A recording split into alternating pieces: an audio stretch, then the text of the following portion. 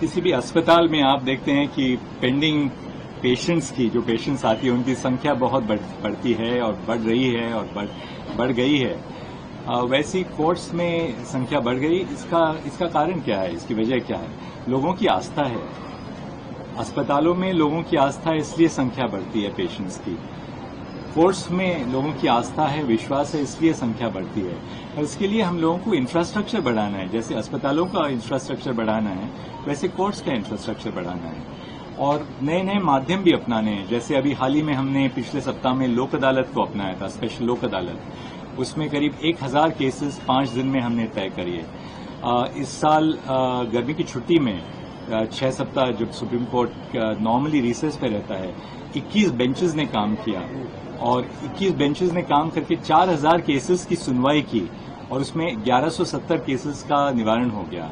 तो अलग अलग माध्यमों से हम केसेस को कम नहीं कर सकते, पर जो केसेस पेंडिंग हैं उनको हम उनका सवाल ढूंढ सकते हैं। लोगों को शीघ्र न्याय मिले, सरल न्याय मिले और क्वालिटी ऑफ जस्टिस भी अच्छा हो।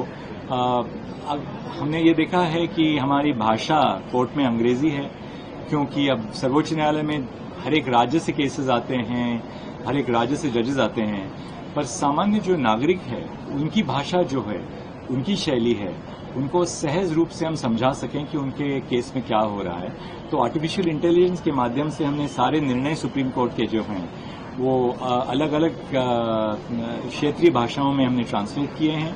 आपको मैं ये बताना चाहता हूं कि 1950 से 2024 तक 37,000 सुप्रीम कोर्ट के निर्णय हैं।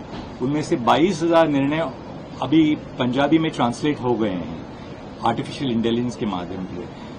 36,000 से ज्यादा निर्णय हिंदी में ट्रांसलेट हो गए हैं। तो हर एक जो संवैधानिक भाषाएं हैं जो हमारी कॉन्स्टिट्यूशन में रिकग्नाइज की हैं, सारे निर्णय उन भाषाओं में हम ट्रांसलेट कर रहे हैं। सुप्रीम कोर्ट का हम लाइव स्ट्रीमिंग कर रहे हैं, सीधा प्रसारण कर रहे हैं, ताकि लोगों को समझ में आ जाए कि उनके मामलों को कितनी गहराई से विचार विमर्श रहता है सुप्रीम कोर्ट में।